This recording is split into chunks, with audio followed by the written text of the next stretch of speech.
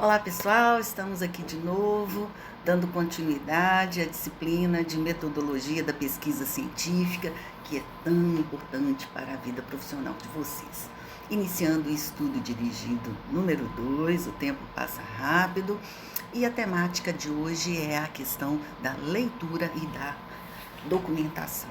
Então, ao terminar a leitura dessa unidade, você deverá ser capaz de conhecer a importância da leitura, as etapas para a realização de uma boa leitura e também adotar uma prática de documentação. O que acontece, gente? Quando nós começamos a pesquisar sobre um determinado assunto, você vê vários artigos, você vê vários livros, você lê várias coisas. E aí, uma preocupação muito grande do pesquisador é que ele faça as referências do autor ou dos autores utilizados para aquele trabalho.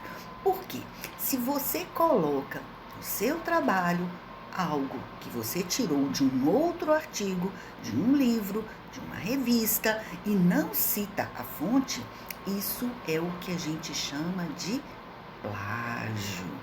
Ou, de uma forma mais enérgica, a gente chama de crime, tá certo? Porque você apropriou de uma forma indébita um conhecimento que não é seu e colocou no seu trabalho como se eu tivesse feito. Então, esse cole copia, ele dentro do trabalho científico, ele precisa ser muito bem trabalhado realmente, porque senão isso causa muito problema. E se você não leu realmente o material e fez a interpretação com as suas palavras, que a gente chama de citação indireta, isso fica bastante complicado, entendeu? Então, a gente, além de ler, a gente tem que documentar, porque aí você sabe de onde você tirou, e isso é muito importante. E uma outra questão que a gente aproveita para poder refletir juntos nesse vídeo é o seguinte: quantos livros você leu nos últimos meses? Tanto eu quanto vocês escolhemos a área acadêmica, escolhemos ser professor. Professor e livro tem que andar junto. O professor que não gosta de ler, realmente fica uma situação muito complicada, é incoerente com a função que ele se propõe a fazer. Então, vamos ler mais, começando pelos livros não didáticos, aquilo que te dá prazer, aquilo que você gosta, e depois ir aprimorando um pouco mais nessa questão da leitura. Então, quem não possui o hábito da leitura precisa desenvolver, pois é difícil uma formação de qualidade sem muita leitura, e principalmente depois que você está na área, você está formado, você está trabalhando, você precisa dar soluções para os problemas que acontecem no dia a dia. Então, quando encontrar o material que julgar certo, primeiro precisa fazer uma leitura de reconhecimento. Então, você olha o título, você olha a capa, você olha o autor, se você já conhece, se você já leu uma outra obra dele. Aí você lê as orelhas do livro, você lê o prefácio. Então, não necessariamente, gente, quando você está fazendo uma pesquisa, você lê tudo. Se você pegar a minha dissertação de mestrado, ela tem mais de 100 livros. Ah, Molica, você leu tudo? Claro que não. Eu li capítulos, eu li determinados trechos de todos aqueles livros que estão ali, mas não significa que eu li tudo, porque quando eu pego um livro para desenvolver um trabalho científico, para resolver um problema, para fazer uma pesquisa, nem tudo que está ali eu utilizo naquele trabalho. Então, eu vou ler aquilo que me interessa, né? Então, eu falo muito com os meus orientandos de TCC. Pessoal, lê o sumário, título e subtítulo, e aí você já tem uma noção dos assuntos, da abordagem que aquele autor fala, e aí você vai buscar aquilo que mais te interessa. Então, uma dica importante: quando fizer a leitura para pesquisa, anote os pontos principais em fichas, que, bem como a fonte, para ser consultada. Por quê, gente? Vocês escrevem um texto lá bonito, cheio de palavras chique, um negócio bacana. Aí eu viro para vocês e falo assim: de onde você tirou isso? Ah, não, eu tirei da minha cabeça. Não, você não tirou da sua cabeça. O seu vocabulário não é esse, na prova você não escreve assim, você tirou de algum lugar. Não tem problema citar, gente. Não tem problema você tirar de algum lugar, você colocar a referência de um outro autor. Pelo contrário, isso valoriza o seu trabalho, isso engrandece o seu trabalho. Porém, você tem que citar o nome dele lá. Se você tirou de alguma coisa que eu escrevi, você tem que colocar Molica 2019, 2017, 2020. E se você não souber de onde você tirou, eu vou lá e corto. É o que os professores fazem, tá certo? Por quê? Porque senão você estará cometendo o crime do plágio, né? E hoje é muito fácil da gente detectar o plágio, é só você jogar o texto lá no Google que aparece de onde você tirou. Então, não adianta querer enrolar.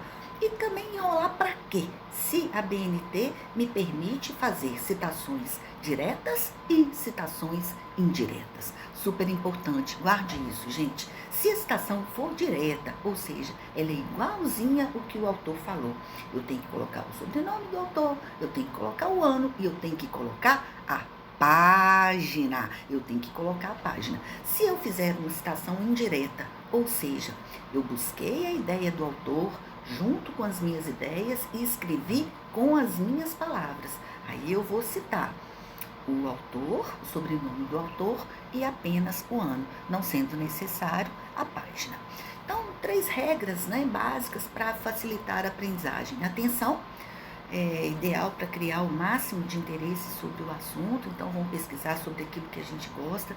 No caso do TCC, eu tenho que escrever, eu tenho que falar sobre a minha realidade, sobre um problema que eu estou vivendo, sobre alguma coisa que eu gostaria de me informar melhor, porque aí eu vou ter uma atenção maior, eu vou ter maior interesse para desenvolver o trabalho.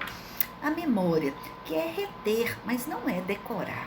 A leitura, ela não é para ser decorada, e sim para ela ser interpretada, né? Então, isso é muito importante. E, por fim, a associação de ideias, que é uma capacidade que possibilita o indivíduo relacionar e evocar os fatos das ideias. Então, o autor escreveu alguma coisa que ele pode corroborar com o que você aprendeu na sala de aula, que ele pode corroborar com o seu estágio, com a sua vida profissional, ou também pode discordar. O autor escreve, desculpa, o autor escreve de uma forma que não faz parte da sua realidade. Aquilo não condiz para aquele ambiente ou para aquela situação que você está vivendo. Então, associação de ideias é quando você já começa a perceber o que é correto para o seu problema, para a sua pesquisa e o que naquele momento não vai fazer interferência. Então, com certeza você sabe que mesmo com todo o avanço de tecnologia, a leitura é a melhor forma para a aquisição de conhecimentos. No intermédio da leitura, podemos ampliar e aprofundar o conhecimento sobre determinado campo cultural, científico, aumentar o vocabulário, comunicar as minhas ideias de uma forma muito mais eficiente. Então, a pessoa fala assim, porque eu escrevo mal. Qual que é a forma para eu escrever melhor? É ler. Se você não lê, você não consegue escrever da forma correta. E aí a gente vai falar agora das etapas para realizar uma boa leitura. Então, a primeira coisa é aquele lance que eu falei com vocês agora há pouco, que é para a leitura, que é o reconhecimento.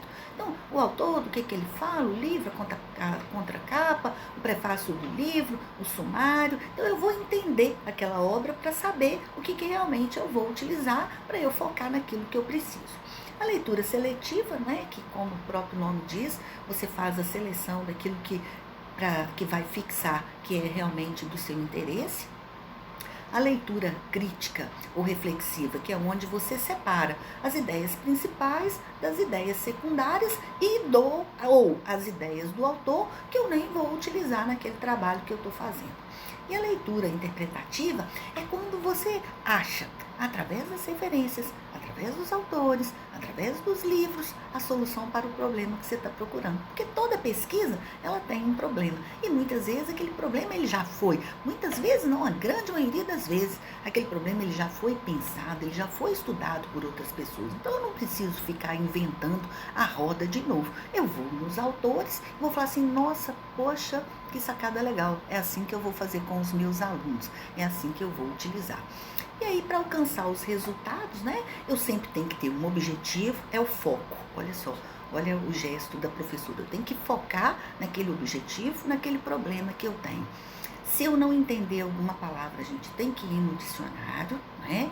Eu tenho que ser crítico em relação àquela leitura que eu estou fazendo. Muito cuidado com blog, hein? Blog não tem nada de científico. Tem alguns blogs que são muito bons, mas apenas se eles forem indicados pelo professor. Não vai ler blog e achar que aquilo é científico, que aquilo é uma teoria confirmada, porque na grande maioria das vezes não é. A internet é um mundo e fazer essa seleção é bem difícil, né? Eu tenho que me atentar às palavras-chave daquele problema, daquela pesquisa que eu estou realizando, descobrir a aplicabilidade entre a teoria e a prática. Eu tenho um problema, eu preciso resolver. Eu vou na literatura, eu vou nas referências, busco essa solução. Quando eu já definir tudo isso, eu vou sublinhar aquilo que é importante, né? Vocês sabem que eu gosto muito da canetinha marca-texto, e vou separar aquilo que é essencial, aquilo que é secundário, que eu não irei utilizar naquele momento. Então, a documentação é a organização e o registro dessas informações, e é uma prática que deverá ser desenvolvida visando facilitar seus estudos. E principalmente, gente, você tem que ter documentado, você tem que ter arquivado de onde que você tirou. Muito cuidado, galera, muito cuidado com o plágio. O plágio vai te dar 0 no seu TCC, tá certo? Então, cite os autores. Um trabalho com... Quanto mais autores, mostra que você fez uma pesquisa maior, você fez uma pesquisa bacana, e aí você está realmente embasado daquilo que você está escrevendo. E aí a primeira técnica que a gente tem é o fichamento, que tem a finalidade de arquivar as principais informações das leituras feitas e auxiliar a identificação na obra. Lá no estudo dirigido para vocês imprimirem e estudarem, tem um modelo que eu deixei da utilização das normas da BNT. Lembrando, citação direta, eu tenho que colocar o autor, o ano e a página. Citação indireta, eu vou colocar o autor e vou colocar apenas o ano. E uma outra técnica que ela parece que é antiga, mas não é, tá, galera? Não é. É uma técnica muito boa para estudar, que é o resumo, que é uma síntese das principais ideias contidas naquela obra. E você deve elaborar com suas próprias palavras, sendo um dos recursos mais comuns na realização das pesquisas bibliográficas. Então, no resumo, eu coloco a minha interpretação. E olha só, eu utilizo 2 lados do cérebro quando eu estou lendo e eu estou escrevendo. Então, isso fixa muito mais, né? A prova disso que muitos alunos ainda persistem na cola, né? E a cola é uma forma de estudar, porém de uma forma milimétrica, né? Então, o que ele até sabe? Porque ele escreveu. Então, quando você lê e escreve, você aprende mais, né? E no resumo, você vai usar a citação indireta. Não precisa colocar o número da página, né? Apenas o autor, os autores, o ano e a obra. Por que é uma citação indireta? Porque você escreveu a partir das ideias daquele autor, porém com as suas palavras. Então, isso é muito importante.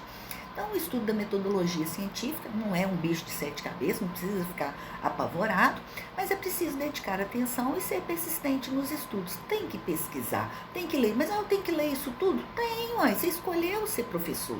E no nosso curso, o TCC ele é obrigatório. Então, a gente já está fazendo uma preparação para isso, né?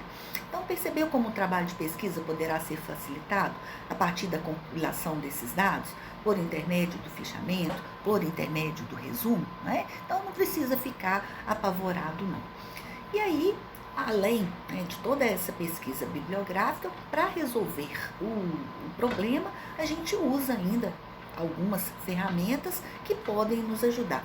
A primeira ferramenta que eu apresento é a entrevista, que ela pode ser estruturada, onde todos os entrevistados vão responder exatamente aquelas perguntas que foram feitas.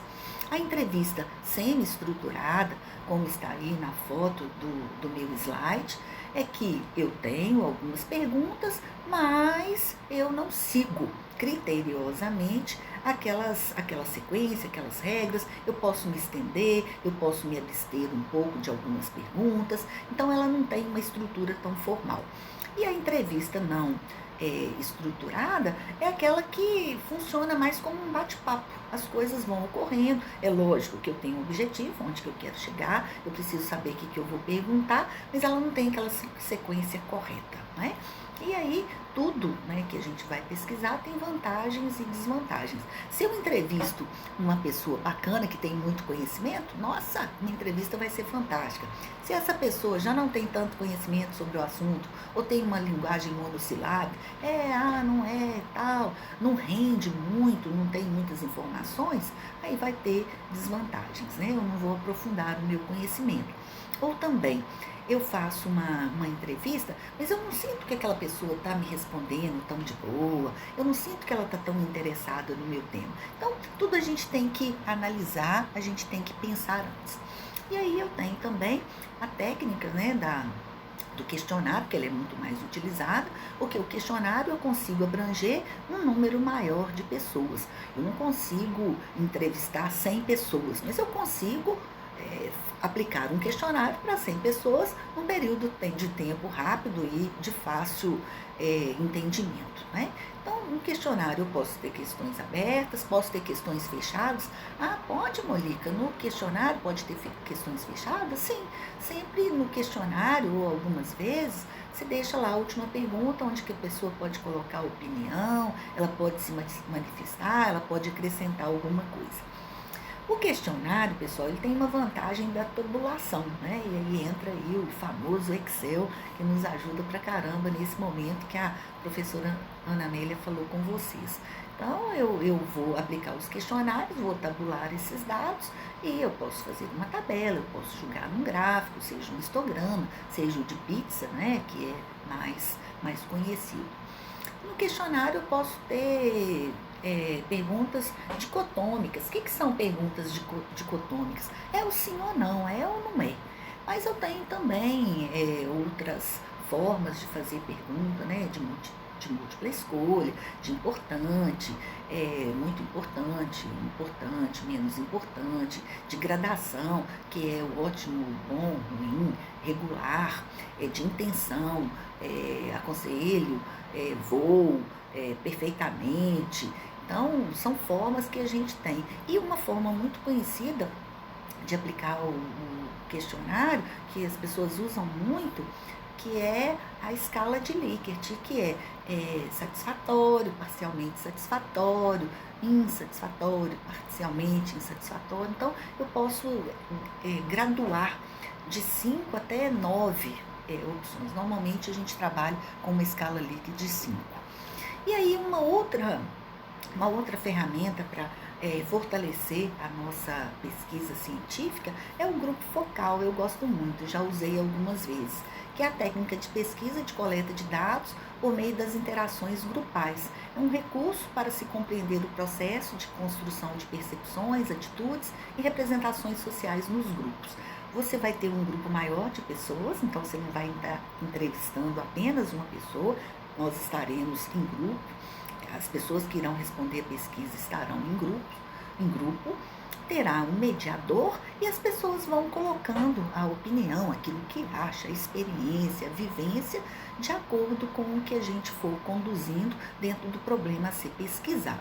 E hoje, né, os recursos do celular nos ajudam muito. Por exemplo, esse vídeo agora eu estou gravando diretamente aqui no meu celular, usando o PowerPoint, usando a câmera. Foi a professora Amanda que me ensinou e o Cleito reforçou o meu aprendizado, me ajudou pra caramba. Então, hoje a tecnologia, você pode filmar, você pode gravar aquele grupo e depois falando, né, várias pessoas, às vezes falam até ao mesmo tempo, e aí depois você vai escrever e colocar no seu trabalho aquilo que foi dito, né? E uma outra forma também muito interessante, eu oriento muito pessoal que está fazendo estágio, que está nas escolas, na hora de fazer o TCC, esse tipo de pesquisa, que é a observação. A observação é aprender sem perguntar, é ficar ali, ó, só estou olhando, só estou apreciando, só estou entendendo, só estou aprendendo, né?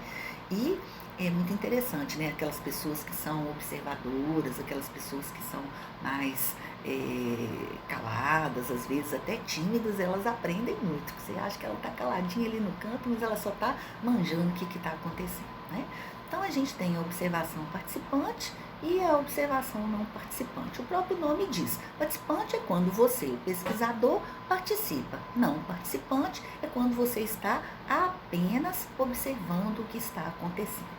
E aí tem alguns questionamentos, né? Por que observar, para quê, como, quem e o que você está observando, né? Então é uma técnica super importante, bem legal para vocês realizarem, né? Então, pessoal, olha só, vai lá, acessa a biblioteca da FAGOC. Nós temos a biblioteca física com muitos exemplares e também as bibliotecas virtuais, né? Que é muito interessante, facilidade de acesso. Você está na sua casa, você está no celular, tem que pesquisar. Não entrega para o professor de um trabalho a partir de agora sem ter uma referência mais aprimorada, né?